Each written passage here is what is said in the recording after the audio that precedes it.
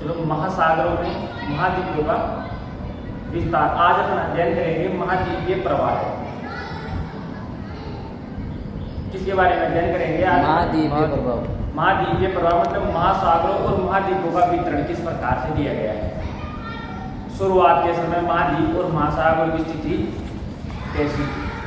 देखो आज अपन देखो ये संसार का भाग है, इसमें महाद्वीप और महासागरों की परिस्थिति देखते हैं। क्या महाद्वीप और महासागरों की परिस्थिति देखते हैं तो ये सभी एक आपस में क्या लगते हैं, पर वो कई सभी का आपस में जोड़ दिया जाए तो क्या हो जाएगी? समान हो जाए, मतलब एक ही स्थल बन जाए।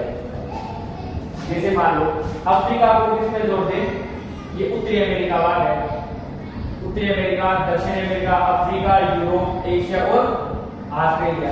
अब दक्षिण अमेरिका और अफ्रीका को इस भाग में जोड़ दिया जाए दोनों का आपस में, तो दोनों एक हो जाएगी, लगभग समानता दिख रही दोनों में। और इधर इन सभी क्षेत्रों को इनको इधर जोड़ दिया जाए, इनको इधर जोड़ दिया जाए, तो ये आपस में क्या हो जाएंगे? समान, एक स्थल भाग। और ये उत्तरी अमेरिका को इधर यूरोप और उत्तरी अफ्रीका की तरफ जमा दिया जाए, तो ये आपस में क्या हो जाएंगे? समान हो जाएंगे, मतलब एक ही हो जाएंगे। शुरुआत में वैज्ञानिकों का मत है कि शुरुआत में क्या थे, ये सभी स्थलखंड एक ही थे। क्या थे शुरुआत में? एक ही थे और उसके चारों तरफ क्या था? पानी। तो शुरुआत में इसको दो नामों से पहचाना गया, एक तो था पेंजिया और एक पेथालास। क्या नाम था? पेंजिया और पेथालास। पेंजिया तो क्या था? स्थलभाग। कौन सा भाग था? स्थलभाग। और पेथालास क्या था? जलीय जल का क्षेत्र। अब देखो मानते जैसे मान लो ये आपकी पृथ्वी है और ये तो मान लो क्या हो गया, ये क्षेत्र बीच में पेंजिया स्थलभाग हो गया। हाँ। और बचा दो शेष क्या हो गया? पेथालास। पेंजिया और ये बाकी बचा दो भाग पेथालास।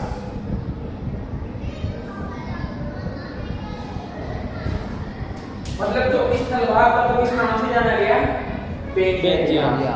और जो स्थलभाग जो जलीय जल भरा हुआ था वो जलीय भाग किस नाम से जाना गया? पेथालास। देखो ये सभी विवरण हमने कुछ वैज्ञानिकों ने दिए। अब देखो उनमें से अपन वैज्ञानिकों का अध्ययन करते हैं। सबसे पहले अब्राहम ओर्टेलियस ने 1596 के अंदर बताया। किसने? अब्राहम ओर्टेलियस ने 1596 के अंदर बताया कि क्या थे, पहले ये सभी स्थलभाग क्या थे? एक ही थे और उसके चारों तरफ क्या था? जल। और उसके बाद में फिर किन्होंने बताया? एंटोनियो पेलेग्रिनी ने बताया कि शुरुआत में क्या थे? इन्होंने भी ये संभावना व्यक्त की। सबसे पहले 1596 में किसने बताया? अब्राहम ओर्टेलियस ने क्या बताया कि शुरुआत में सभी स्थलभाग एक थे और उसके चारों तरफ क्या था? जल। फिर उसी के बाद में इन्हीं का समर्थन किन्होंने किया? एंटोनियो पेलेग्रिनी ने भी किया। इन्होंने भी यही बताया कि शुरुआत में क्या थे? सभी स्थलभाग एक थे और समान, और उसके चारों तरफ क्या था? जल था। और उसी के बाद में फिर एक जाने माने बहुत चर्चित वैज्ञानिक थे अल्फ्रेड वेगलर। कौन? अल्फ्रेड वेगलर ने भी ये सिद्धांत दिया अपना 1912 के अंदर। कब? 1912 में अल्फ्रेड वेगलर ने अपना सिद्धांत दिया और जिसमें अल्फ्रेड वेगलर ने बताया कि शुरुआत के अंदर सभी महाद्वीप एक ही स्थिति में थे और ये बाद में जाकर क्या हुए हैं? अलग हुए हैं सब। अब देखो अल्फ्रेड वेगलर ने सिद्धांत में बताया, इनका सिद्धांत था महाद्वीपीय विस्थापन सिद्धांत। किस नाम से सिद्धांत था इनका? महाद्वीपीय विस्थापन सिद्धांत। मतलब महाद्वीप तो पहले एक जगह थे। देखो मान लो जैसे ये पृथ्वी, सभी महाद्वीप एक जगह थे। इनके बीच में ये महासागर कैसे आ गए? जैसे मान लो एक अटलांटिक महासागर है, जैसे एशिया हो गया, इधर एशिया, यूरोप और अफ्रीका और इधर उत्तरी अमेरिका, दक्षिण अमेरिका के बीच में अटलांटिक महासागर आ गया कि नहीं आ गया? तो अल्फ्रेड वेगलर ने 1912 में अपने महाद्वीपीय विस्थापन के सिद्धांत में यह बताया कि ये आपस में जो स्थलभाग एक जगह जुड़े हुए थे ये दूर गए, लेकिन इसका प्रमाण दिया इन्होंने भाई हाँ वास्तव में ये पहले एक ही थे और ये दूर बाद में दूर हुए हैं। इस बारे में अपन ने इन्होंने कुछ सिद्धांत दिया। अब देखो इन्होंने शुरुआत में क्या कहा, शुरुआत में बताया कि शुरुआत में स्थिति में क्या थी, पेंजिया और पैथालास दो भूखंड थे, दो खंड थे पृथ्वी पर। इसमें पेंजिया में तो क्या था, स्थलभाग था, किसमें, पेंजिया के अंदर। और पैथालास के अंदर क्या बताया इन्होंने, जलीय जल बताया। धीरे धीरे समय बीतता गया, फिर क्या हुआ, फिर पेंजिया में जो स्थलभाग था उसके भी फिर विखंडन हो गए, धीरे धीरे दो भाग हो गए। एक तो हो गया लोरेशिया और एक क्या हो गया फिर गोंडवाना लैंड। पेंजिया और शुरुआत में पैथालास था, फिर पेंजिया के दो भाग हो गए। दो भाग कौन से, लोरेशिया और गोंडवाना लैंड। लोरेशिया क्षेत्र किधर हो गया, विषुवत रेखा के उत्तर की तरफ, और गोंडवाना लैंड किधर हो गया, विषुवत रेखा के दक्षिण की तरफ। मतलब उत्तर की तरफ तो लोरेशिया और दक्षिण की तरफ गोंडवाना लैंड, दो क्षेत्रों में हो गया। ऐसे धीरे धीरे इसका विकास हुआ और उसके बाद में फिर स्थलभाग भी क्या हो गया, दो भाग में बट गया। अब बताओ इन चीजों के बारे में अपन कुछ प्रमाण भी अब मान लो कैसे माने इस चीज के बारे में। और यार वास्तव में सभी स्थलभाग आज तो लगते ही नहीं है, लगते हैं कि आपको देखो ये ग्लोब देखो, ये जैसे आप संसार का मैप देखो, इसके अंदर कितनी दूर दूर है, जैसे अफ्रीका में और इंडिया लगभग कितनी दूरी है, ये लगते हैं एक नहीं लगते। तो इसके बारे में क्या है, कुछ प्रमाण दिए गए। मान लो आपको भी कोई बात बता दी जाए तो आप विश्वास कर लोगे इस बात पे, यार वो ऐसी बात है कोई, आप विश्वास नहीं करोगे। आपके सामने प्रमाण दिए जाते हैं, भाई यहाँ देख मेरे पास ये है, ये सबूत है इस चीज की, ये गवाह है, ये चीज ये सबूत है मेरे पास। इसके माध्यम से फिर हाँ आप भी फिर क्या हो जाते हैं, हाँ यार अपन को विश्वास हो जाता है। जैसे मान लो कोई भी वस्तु अपन खरीदते हैं उसके ऊपर अपन ISI मार्क देख लेते हैं, ISI रजिस्टर मार्क, तो क्या हो जाता है अपन को भरोसा, यार ये भरोसा हो जाता है उस चीज के ऊपर, हाँ भाई ये चीज है। तो ऐसे क्या है, कुछ अच्छे वैज्ञानिक जिन्होंने अपने मत प्रस्तुत किए तो उनके माध्यम से भी फिर अपन को भी विश्वास जताया गया इस बात के ऊपर कि हाँ वास्तव में ये थे। अब देखो उनमें से कुछ साक्ष्य देखते हैं। महाद्वीपीय विस्थापन के पक्ष में कुछ प्रमाण। महाद्वीपीय प्रवाह देख लिया अपन ने, देख लिया 1596 में अब्राहम ओरेंटेलियस ने भी बताया, शुरुआत में एक थे। फिर उसके बाद में एंटोनियो पेलेग्रिनी ने भी बताया, फिर उसके बाद में किसने बताया, अल्फ्रेड वेगनर ने भी बता दिया। तीनों वैज्ञानिकों ने बता दिया ये। और अल्फ्रेड वेगनर ने महाद्वीपीय विस्थापन का एक सिद्धांत भी दिया जो काफी प्रचलित है ना। इसके अंदर पेंजिया और पैथालास नामक दिया गया, और जो पेंजिया दो क्षेत्रों में बढ़ गया, लोरेशिया और गोंडवाना लैंड। यहाँ तक अपन का चलो ये हो गया। अब देखो महाद्वीपीय एक अपन सामान्य जानकारी ले रहे हैं इसके बारे में। अब देखो महाद्वीपीय विस्थापन के पक्ष में प्रमाण देखो। सबसे पहले महाद्वीपीय को सामने सबसे पहले 1964 में एक बुलर नामक वैज्ञानिक थे।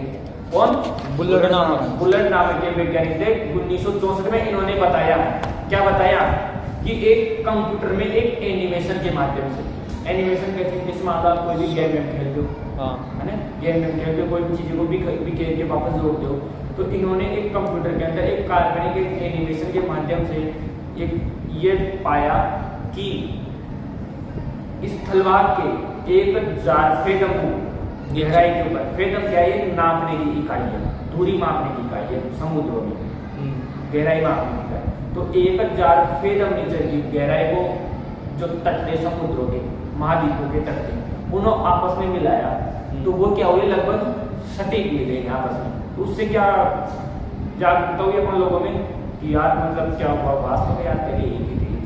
उन्हें 1000 फेदम नीचे गहराई में क्यों मिलाया, उसका मुख्य कारण क्या था, उसका मुख्य कारण ये था कि ऊपरी भाग है, ऊपरी भागों में जल क्या रहता है, हमेशा प्रवाह रहता है, जल प्रवाह रहता है, नहीं रहता है, जल के प्रवाह के कारण वो क्या है, वो जो तटीय किनारे हैं वो क्या जाते हैं, कट जाते हैं, कटते हैं, नहीं कटते हैं। जैसे मान लो आप कहीं भी नदी के अंदर देख लो, नदी के अंदर अपने कोई भी एक पहाड़ के अंदर से जब नदी बहती है, तो नदी बहती है तो शुरुआत के अंदर तो बहुत छोटा सा मार्ग होता है, तो कई साल बीत जाने के बाद वो क्या है, गहरा गड्ढा पड़ जाता है कि पड़ जाता है, पड़ जाता है।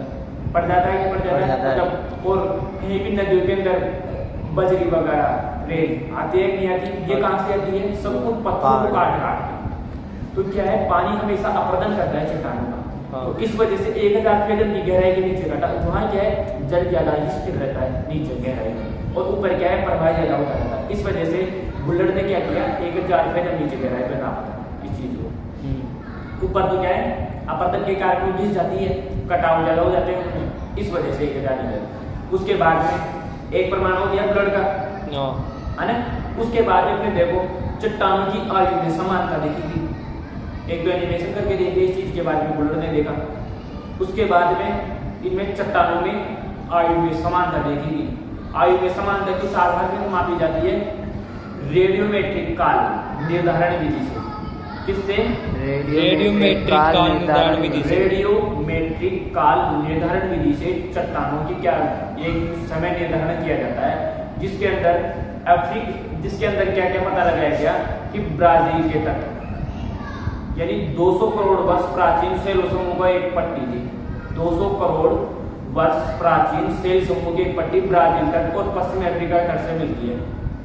200 करोड़ वर्ष पुरानी तट शामिल है। ब्राजील का है, देखो यहाँ देखो आप अफ्रीका का, ये अफ्रीका है और ये क्या है दक्षिण अमेरिका। दक्षिण अमेरिका का देश है ब्राजील। ब्राजील का तट है इधर, दक्षिण अमेरिका के पूर्व में कौन सा इधर ब्राजील है, और इधर ये अफ्रीका। ये इधर 200 करोड़ साल पहले की क्या मिलती है पट्टियां समान पट्टियां मिलती है, क्योंकि मतलब इनका भी काल निर्धारण लगभग इतनी पुरानी से है ये, और ये भी लगभग इतनी पुरानी से है। दोनों में क्या है समानता है। किसको लेकर? उम्र को लेकर। भाई ये भी लगभग 200 करोड़ साल पुरानी है और ये भी कितनी है लगभग 200 करोड़ साल पुरानी। अब ये दोनों को क्यों पता लगा है? क्योंकि अपन ने थोड़ी देर पहले क्या देखा था भाई, ये दोनों क्षेत्र क्या होते हैं आपस में मिल सकते हैं, मिल सकते हैं, मिल सकते हैं आपस में। ये जो इसका उभरा हुआ भाग है जिसके अंदर 10 हुए भाग के अंदर क्या हो जाता है समान फिट हो सकता है, हो सकता है नहीं हो सकता। इस आधार पर इस क्षेत्र का पता लगाया गया कि दोनों क्षेत्र कितने पुराने, लगभग 200 करोड़ वर्ष पुराने। इन दोनों क्षेत्रों की सेल 200 करोड़ वर्ष पुरानी है। तो जो दक्षिण अमेरिका व अफ्रीका के तटरेखा के साथ पाए जाने वाले अराबिक समुद्री निक्षेप कौन से काल के हैं? ये जुरेसिक काल के। अपन ने पढ़ा था कालों की, अपने क्लास दे रखी इसी के अंदर एक अपना वीडियो भी बनाया था अपन ने, तो वो थोड़ी सी देर का वीडियो, उसके अंदर अपन ने काल निर्धारण दे रखा है इसी का। तो उसमें आप देख सकते हो कि कौन से जुरेसिक काल कितने समय से कितने समय तक था। पहला देख लिया अपन ने एनिमेशन के माध्यम से बुलेट के द्वारा। दूसरा देख लिया अपन ने किसके? रेडियोमेट्रिक चट्टानों की आयु में समानता के आधार पर। आयु में समानता किसके आधार पर मापी गई? रेडियोमेट्रिक काल निर्धारण के आधार पर। जो ब्राजील की और अफ्रीका की कितने साल पुरानी तट थे? 200 करोड़ साल पुरानी चट्टानी। अब देखो टी टाइल्स क्या होती है? ये अवसादी चट्टानें हैं, हिमानी निक्षेप में निर्मित होती है। टी टाइल्स क्या होती है? अवसादी चट्टानें, चट्टानों के अवशेष है, और जो हिमानी निक्षेप से क्या होती है निर्मित होते हैं टी टाइल्स। इनमें क्या पाया गया? गोंडवाना श्रेणी के तलछटों के प्रतिरूप दक्षिणी गोलार्ध के 6 विभिन्न तलखंडों से क्या होते हैं मिलते हैं। एक तो पढ़ना कौन सा था? गोंडवाना लैंड की तरह था लोरेशिया और गोंडवाना लैंड। तो गोंडवाना लैंड की तरह था दक्षिण की तरफ था। तो दक्षिण की तरफ भी कौन कौन से महाद्वीप है? अफ्रीका महाद्वीप, ऑस्ट्रेलिया महाद्वीप, ये सभी कहाँ है?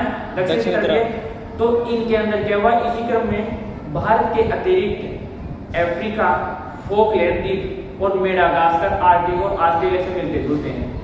अफ्रीका महाद्वीप हो गया, फोकलैंड द्वीप हो गया। देखो अफ्रीका फोकलैंड द्वीप लगभग इसमें कहां से पड़ता है? यहां से देखो लगभग इसके मध्य से क्या पड़ता है? यहाँ पर फोकलैंड द्वीप, यहाँ पर है फोकलैंड द्वीप, और यहाँ पर क्या है? यहाँ पर वो क्या नाम है इसका? मेडागास्कर ये रहा, फोकलैंड द्वीप ये रहा, और अफ्रीका ये रहा। इन क्षेत्रों में क्या पाए जाते हैं? टी टाइल्स पाए जाते हैं। टी टाइल्स मतलब क्या थे? अवसादी चट्टानों के अवसाद थे, जो क्या थे? आपस में हिमानी निक्षेप के थे, जो आपस में क्या थे? एक ही समय के थे, जो ये सभी जगह पर पाए गए ये अवशेष। तो इनसे क्या पता चलता है मेडागास्कर में पाए जा रहे हैं, ये कहाँ पाए जा रहे हैं, फोकलैंड में पाए जा रहे हैं, ये कहाँ पाए जा रहे हैं, अफ्रीका में पाए जा रहे हैं। तो इस माध्यम से क्या पता चलता है कि ये क्षेत्र पहले क्या थे, एक समान। अब उसके बाद में देखो प्लेजर निक्षेप।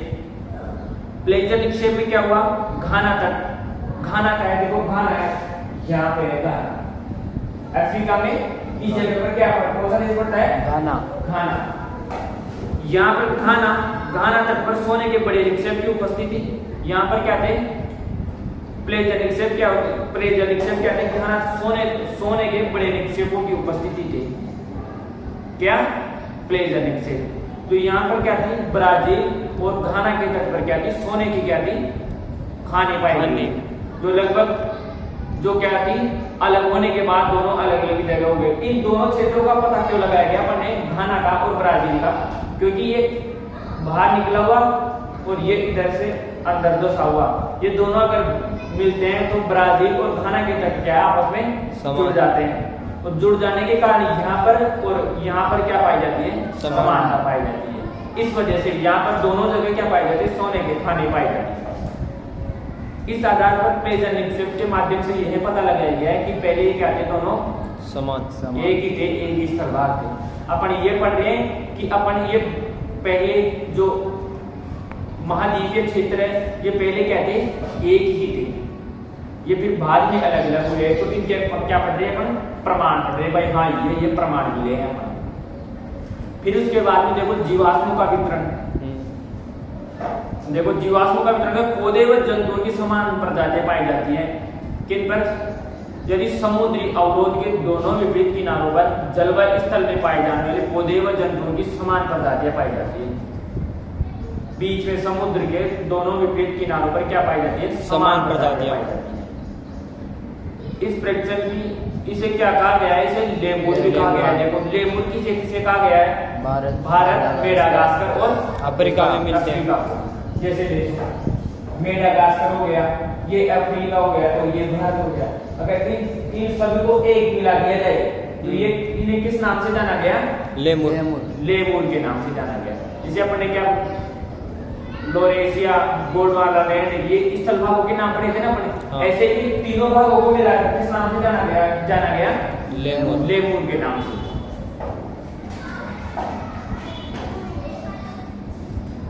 और यहाँ पर क्या पाए गए हैं, इरावत सेल समूह भी मिले हैं। कौन से सेल समूह, इरावत सेल समूह मिले हैं, जो कहाँ पाए जाते थे, खारे पानी में। कहाँ पर पाए जाते थे, खारे पानी में, खारे पानी में। और यहाँ मेसोसारस एक जीव पाया गया है जो एक खारे पानी में ही पाया जाता था, जो इन सभी के किनारों पर मिला हुआ है। ये मेसोसारस जो जीव है वो क्या मिला था, इन सभी के किनारों पर मिला था। किस किस के किनारों पर, लेमूरिया क्षेत्र समूह के। लेमूरिया में कौन कौन शामिल था, भारत, मेडागास्कर और अफ्रीका। इन क्षेत्रों पर कौन सा जीव पाया गया था, ये मेसोसारस जीव पाया गया था। तो इस आधार पर अपन ये कह सकते हैं कि क्या सभी जो महाद्वीपीय क्षेत्र है वो पहले क्या थे, समान थे, एक ही थे। इनका क्या है, बाद में क्या हुआ है कि अपने दूर दूर हुए, अपने स्थानों से विखंडित हो गए, और फिर बाद में क्या है, ये दूर दूर क्षेत्रों में फैला हुआ है। तो आज के लिए इतना ही महाद्वीपीय विस्थापन सिद्धांत, और अपन बात शेष करेंगे अगले वीडियो के अंदर। अपन ने आज देखा, क्या क्या देखा, एक तो वेगनर का सिद्धांत देख लिया आपने। वेगनर ने सिद्धांत कब दिया, 1964 में तोड़ दिया, बुलेट ने दिया था 1964 में। तो जो एनिमेशन का दिया था 1912 के अंदर दिया था ना, 1912 के अंदर किसने दिया था, वेगनर ने। किसका सिद्धांत दिया था, महाद्वीपीय विस्थापन का सिद्धांत, जिसमें क्या बताया इन्होंने, पेंजिया और पेथालास बताया था शुरुआत में। पेंजिया तो स्थलभाग था और पेथालास क्या था, जलीय भाग था। और पेंजिया का दो भागों में बट गया, फिर किस किस में, लोरेशिया और गोंडवाना में बट गया। तो इस आधार पर अपन ने बहुत से क्या देखे, प्रमाण देखे। एक तो बुलेट का 1964 का, एनिमेशन का देखा। हाँ। फिर उसके बाद चट्टानों की आयु देखी। हाँ। चट्टानों की आयु पाई गई समान, कौन कौन से ब्राजील तट और अफ्रीका के तट पर पाई गई। हाँ। फिर उसके बाद अपने टी टाइल्स देखे। हाँ। टी टाइल्स में क्या थे, अफ्रीका, फॉकलैंड द्वीप, मेडागास्कर और ऑस्ट्रेलिया में पाई जाती जो हिमालय निक्षेप थे। हाँ। क्या थे, हिमानी हिमालय निक्षेप। निक्षेप। अवसानी चट्टानों के हिमानी निक्षेप थे। फिर उसके बाद अपन ने प्लेजर निक्षेप पढ़ा। प्लेजर निक्षेप में क्या थे, घाना के अंदर और ब्राजील के अंदर सोना वो क्या थी, खाने समान। खाना आई थी, शीराएं थी। तो क्या दोनों जगह क्या पाए गए, समान पाए गए। उसके बाद में अपन ने क्या पढ़ा, जीवाश्मों का विवरण। जीवाश्मों का विवरण में क्या पढ़ा अपन ने, लेमुरिया क्षेत्र पढ़ा। हाँ। लेमुरिया क्षेत्र में क्या कहते, भारत, मेडागास्कर और अफ्रीका। दक्षिण अफ्रीका। अफ्रीका क्षेत्र था, तो इनके क्या पाए गए, इन सभी क्षेत्रों को क्या कहा गया, लेमुरिया क्षेत्र। और यहाँ पर कौन सा जीव पाया जाता था, मेसोसारस। जो कि खारे जल में पैदा होता था। ठीक है, आज के लिए इतना ही। ओके, धन्यवाद।